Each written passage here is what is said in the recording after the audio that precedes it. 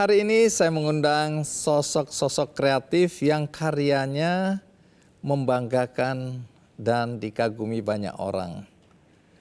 Sosok pertama, seorang legenda hidup, seorang yang sering dijuluki empu karena kemampuannya membuat pisau. Dan ini juga menjadi kebanggaan Indonesia karena karyanya diakui dunia. Dan sosok berikutnya datang dari Temanggung, sebuah kota kecil dijuluki kota tembakau di Jawa Tengah. Saya beberapa kali ke sana karena ada sahabat saya Singgi Susilo di sana yang membuat radio kayu magno dan juga sepeda bambu, sepedagi, dan ada pasar papringan di sana. Tapi hari ini saya tidak menceritakan tentang Singgi Susilo karena sudah pernah beberapa kali di acara Kick Andy, tapi saya ingin memperkenalkan dua atau beberapa sosok pemuda di sana yang karyanya juga membuat kita terkejut, yakni mereka membuat pesawat terbang dengan bahan bakar Pertamax. Dan yang juga unik adalah roda atau ban dari pesawat itu menggunakan ban Vespa. Siapa mereka dan apa yang mereka lakukan serta apa saja karya mereka? Sosok yang pertama sudah ada di hadapan saya, Kang Teddy Sutadi Kardin. Ya, terima kasih Kang Teddy. Siap. Sudah hadir di sini. Kalau boleh tahu Anda sendiri lulusan apa ya? Teknik Geologi ITB. Teknik Geologi ITB. Apa urusannya teknik geologi dengan pisau ya? Pasti ada sejarahnya. Oh. Nah, pisau yang Anda buat ini pisau apa sebenarnya? Ini pisau komando kah? Pisau khusus kah untuk berburu? Pisau untuk di dapur? Atau pisau apa? Sebagai orang yang biasa hidup di alam, di hutan, tentunya pisau sangat berguna. Jadi pertama tahun 74 dulu saya dikasih pisau. Original Buffalo Skinner. Buatan Jerman. Jadi pisau itu memberikan kepercayaan diri sama kita. Bisa dipakai bikin pondok, cari kayu bakar, kemudian memberikan kepercayaan diri kalau ada bahaya, kita punya pisau. Taruh aja saya di hutan, di Lima Belantara, dengan sebilah pisau itu. Tanpa apa-apa? Tanpa apa-apa. Bisa hidup? Yakin hidup. Berapa lama bisa hidup? Ya bisa selamanya kalau kecuali kalau sakit atau kecelakaan ya. Oke, tapi secara normal asal berbekal satu pisau itu Berbekal aja, satu pisau. Anda yakin Anda bisa hidup di Bisa. hutan? Jadi dengan pisau tersebut, kita bisa bikin api, bisa bikin tombak, bisa bikin pondok, kayu bakar, dan lain-lain. Juga mempertahankan diri kalau ada bahaya. Pisau itu nemenin saya kemana-mana. Selama saya bekerja di hutan, ataupun camping, atau apapun, berburu, pisau itu di pinggang saya selalu. Dan Anda merasa tenang? Sangat sayang sama pisau itu akhirnya. Sekali waktu saya ketemu babi hutan di Kalimantan, saya lempar pakai pisau, nancep. Dibalari sama babinya, patah dia, kena kayu-kayu patah. Waduh, saya marah sekali. Saya buang pisau itu. Saya buang pisau, begitu sore-sore, sudah ada tenda, kan di karyawan yang bikinin tenda. Karyawan saya datang, Pak ini pisaunya. Udah dikikirin sama dia, supaya udah jadi berbentuk pisau separuh, lagi. tinggal separuh tadi, tapi sudah dibuat Ya, bentuk pisau patah, lagi. kurang lebih 2 cm lah ujungnya gitu. Oke. Jadi mengecil ini, Ya, jadi memendek. mengecil. Karena sering diasah, dipakai terus. Dari tadinya tebal, lebar, menjadi menipis, mengecil. Dari panjang, karena patah jadi memendek. Saya pikir saya harus punya gantinya. Oke, stop sampai situ dulu. Karena pasti orang-orang akan bertanya, Anda kok bisa ada di hutan Kalimantan, ngapain gitu loh. Apakah Anda ini aktivis, apakah Anda pecinta alam, atau apa yang membuat Anda ada di rimba Kalimantan. Tapi sampai situ dulu, karena kita simak dulu tayangan berikut ini.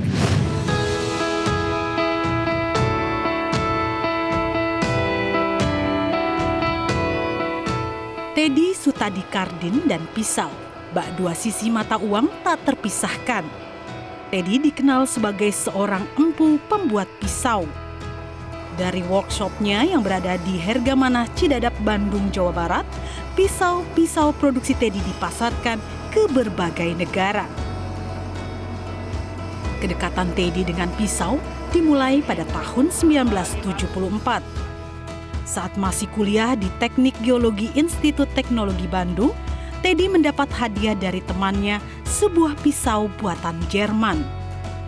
Ketika sudah bekerja sebagai ahli geologi lapangan yang mengharuskannya banyak hidup di hutan, pisau itu ibarat teman hidupnya yang selalu dibawanya. Pekerjaannya yang banyak di hutan membuat Teddy banyak bergaul dan berteman dengan suku-suku di pedalaman. Dari mereka, Teddy belajar cara bertahan hidup di hutan. Keahlian bertahan hidup di hutan, navigasi dan mencari jejak mengantarkan Teddy menjadi pelatih pasukan elit TNI, diantaranya Kopassus dan Paskas, serta pasukan elit Amerika. Bukan hanya sebagai pelatih, Teddy juga ikut dalam operasi militer TNI di Timor Timur, Aceh, dan Papua. Teddy mulai membuat pisau sejak tahun 1994. Pisau-pisau Teddy terkesan eksklusif, indah dan cantik, tanpa meninggalkan fungsi utamanya, serta dibuat dari baja berkualitas tinggi. Kini usaha pembuatan pisau diteruskan oleh sang anak, Rangga. Ia melakukan sejumlah inovasi tanpa menghilangkan jiwa dan rasa seni yang tinggi pada pisau T. Cardin Pisau Indonesia. Untuk inovasi sih kami tidak bisa melakukan yang terlalu disruptif ya, dalam arti perubahan yang sangat fundamental gitu. Kami lebih menggunakan material-material terbaru gitu kan, seperti penggunaan baja-baja modern, seperti mungkin penggunaan Elmax, baja-baja seperti Sleipner, atau kami juga berusaha membuat seperti pisau lipat. Kami membuat beberapa prototyping pisau lipat yang menggunakan sistem locking seperti frame lock, liner lock, seperti itu gitu kan. Pada intinya kenapa kami perlu melakukan inovasi tersebut, karena kami menilai gitu kan, saat ini banyak barang-barang import pisau gitu kan. Kami nggak ingin untuk menjadi penonton begitu aja gitu. Teddy bersyukur saat ini banyak anak muda yang berprofesi sebagai pembuat pisau dan kualitasnya diakui dunia. Sehingga untuk mendapat pisau berkualitas, Indonesia tidak perlu impor.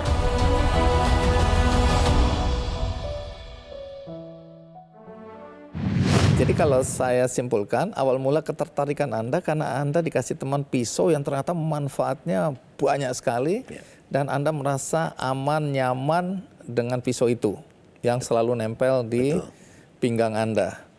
Tapi tentu penonton bertanya-tanya, Anda ngapain di hutan Kalimantan itu? Saya geolog. Oke. Pekerjaan saya cari mineral, terutama minyak bumi. Oh, jadi ini dalam kaitan bekerja dalam ya? bekerja, ya. Oke, masuk ke hutan-hutan. Di Rimba Belantara. Anda ini adalah yang memetakan sekaligus yang mengedukasi masyarakat di sekitar sana. Jadi memang Anda lebih banyak waktu itu ya, lebih banyak berada di hutan. Ya. Bergaul dengan masyarakat pedalaman. Ya. Ya.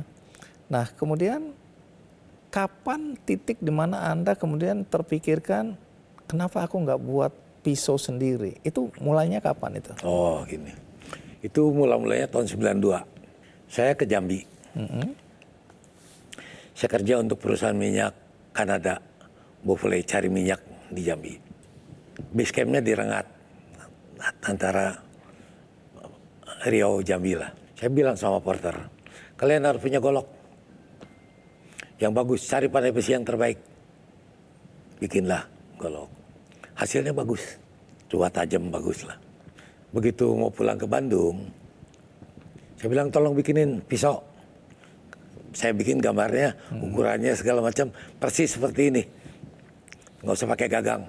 Dibikinin 5 biji, 5 bilah tanpa gagang.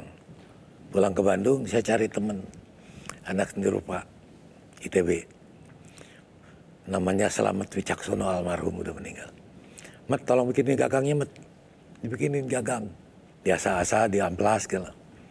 Hasilnya kok kayak buatan luar negeri. Saya bilang kayak buatan luar negeri nih. Saya berpikir, komputer Indonesia ada pabrik. Pesawat terbang ada Nurtanio. Masa pisau yang bagus kita harus impor? Kebetulan Mamet tadi bengkelnya tutup, bengkel kerajinannya, karyawannya bikin pisau di tempat saya.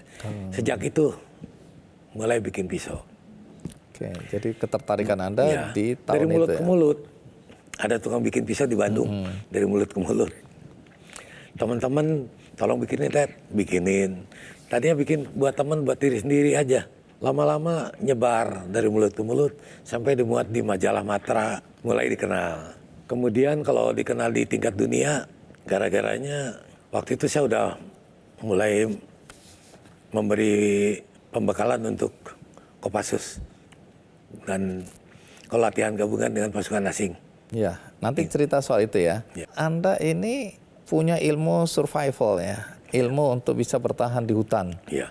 Terus kemudian navigasi itu apa yang Anda lakukan kalau navigasi ya? Begini, sebagai geolog, kalau kita menemukan satu lokasi harus dibor minyak, koordinatnya harus benar. Kalau koordinatnya salah ngebor, ya nggak keluar minyak. Itu ilmu yang Anda pelajari ya. Baik, nanti cerita dengan dua ilmu utama tadi, sebelum bikin pisau, Anda ngerti ilmu untuk survive ya, terus Anda ngerti navigasi, Iya. dan itu kemudian ternyata bermanfaat untuk militer ya. Untuk profesi saya Dan untuk militer. Iya, belakangan. Kemudian Baik. saya Wanadri juga. Wanadri. Iya. Baik, nanti cerita ya. Pertemanan Anda dan manfaat ilmu Anda ini termasuk pisau-pisau yang kemudian digunakan juga untuk militer ya, saya dengar ya. Baik, nanti kita akan dengarkan cerita lebih lanjut dari Kang Teddy mengenai kemampuannya membuat pisau yang kemudian dipakai oleh pasukan komando asing. Bagaimana ceritanya? Ikuti terus Ki Kendi. Saya bilang belagu amat nih tentara nih. Begini Pak, Bapak bicara masalah nasionalisme. 2 bulan lagi kontrak saya habis. Dan saya belum pernah minta cuti. Saya mau pura-pura minta cuti aja. Saya bantu Anda setahun gratis, nggak usah bayar.